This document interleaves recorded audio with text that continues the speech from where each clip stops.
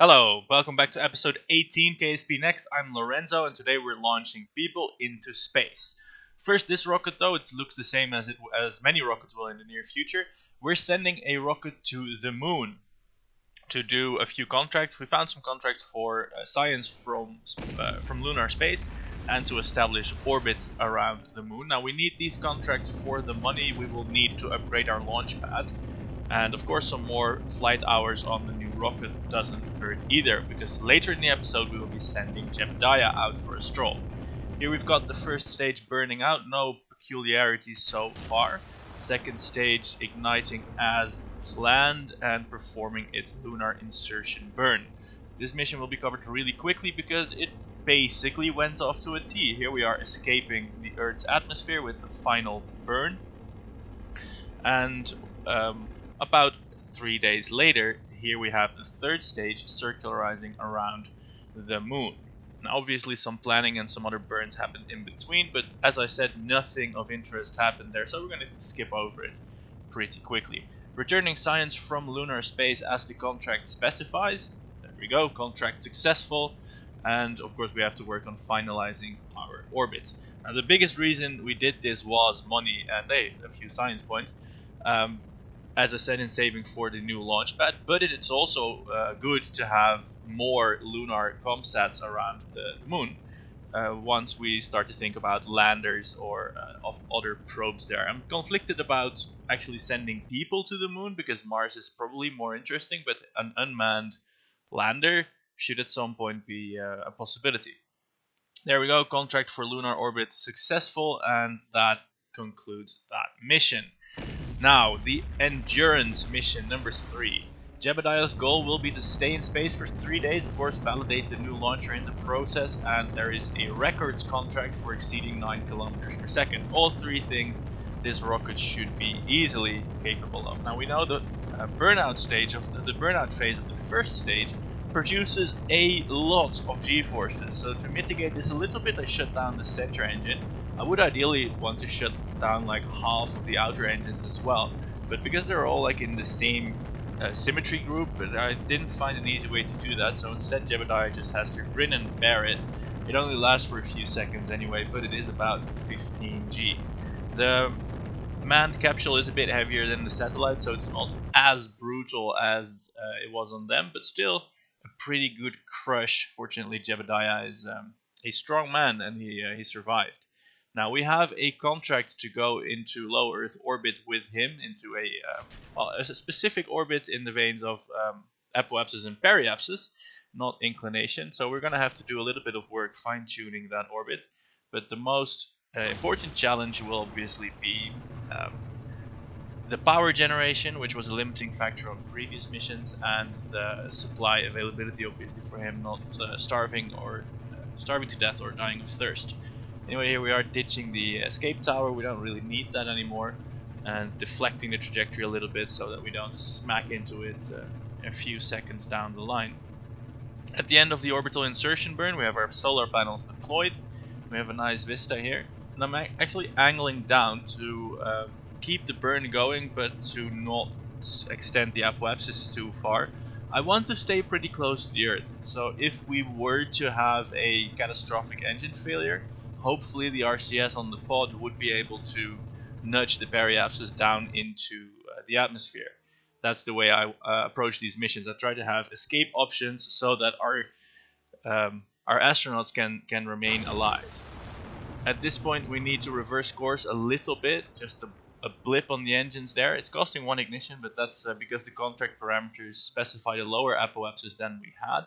But now we can proceed and spend the time for that contract in space, which we shall proceed to do. A problem has become apparent. I've quickly highlighted it, but it will come back later.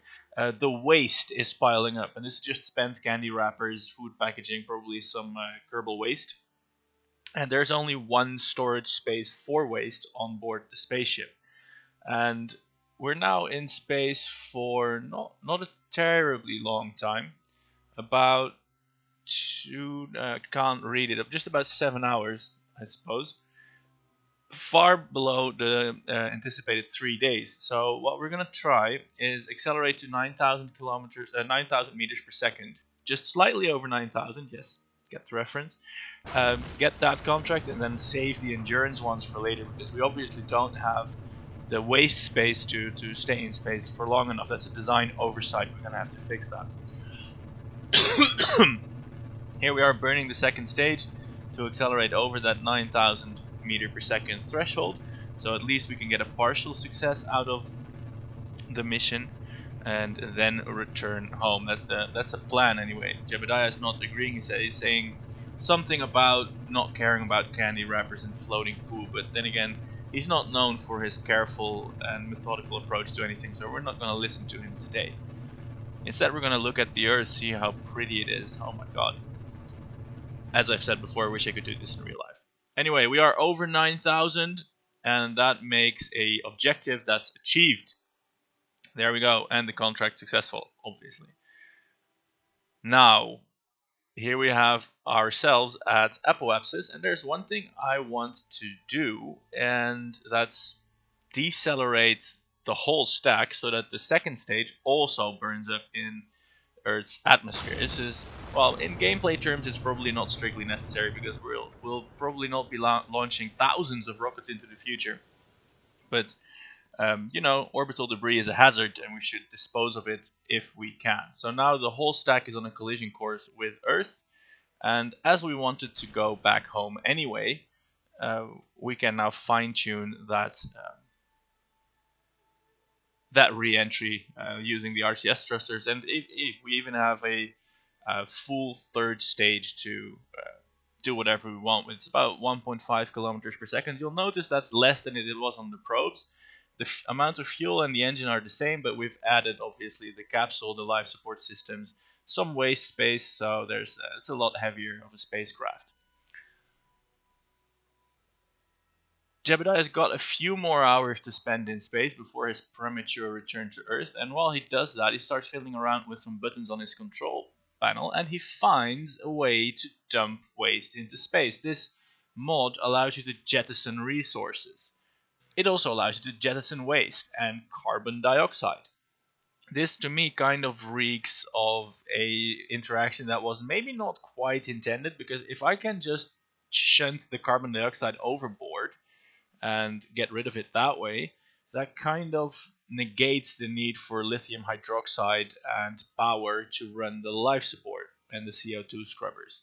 So I'm probably going to end up not using this. I have no idea how to disable the functionality. But then again, shunting waste like candy wrappers and poo overboard, this sounds perfectly reasonable to me. So I probably will use it to dump things like wastewater and waste, because this is something they did in the Apollo days as well. They just injected their urine and stuff out into space, and hey, why not? With this problem solved, though, I mean, the small amount of waste storage space does mean that Jebediah will need to eject waste like several times a day, but it does mean that the mission objective of an endurance race into space is back on. So now all he needs to do is raise his orbit again, so that the so that the re-entry is postponed a little bit, and that's exactly what he's going to do. The burn has been calculated, the engines are igniting, and the vast emptiness of space beckons. A few more meters per second. Whoa! What the hell was that? That's a spent upper stage. Let's rewind that. That came frightfully close. I'm surprised it didn't clip off a solar panel. Look at it, it's gonna come into view any second now. There we go, there we have it. Really close to the camera. I reckon that was less than like 20-30 meters off. That was really close. And of course it makes sense because we did use some RCS maneuvering, but we didn't really go far. So that was a definite oversight, could have been the end of Jebediah. Fortunately, he narrowly escaped destruction there. So the rest of the mission consists of this: time warping around the planet, dumping waste, time warping around the planet some more.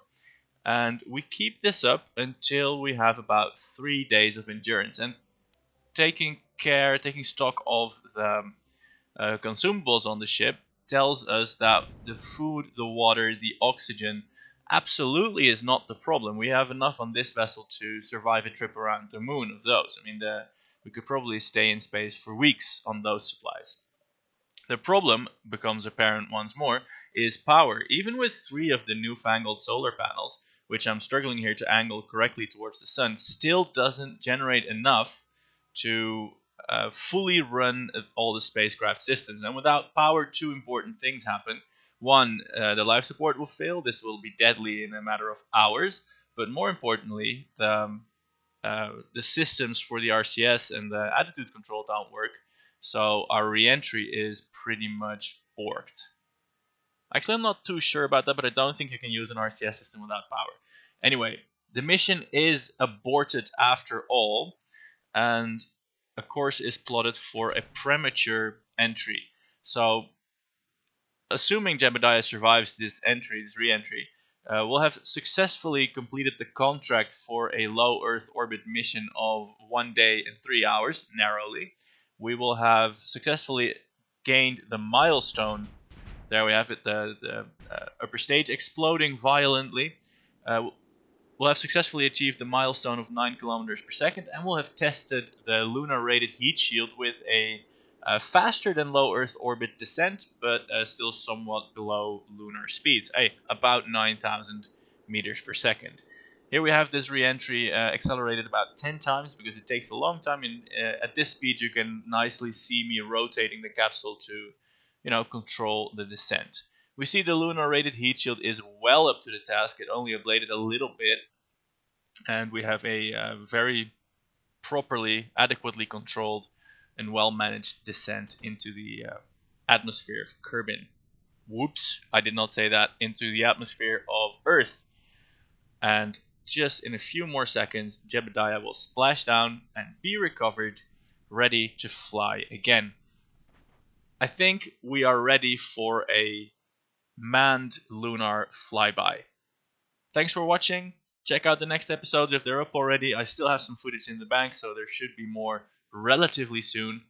And, well, as usual, you can use the tools on your screen right now to stay in touch and get notified when things go up. Goodbye.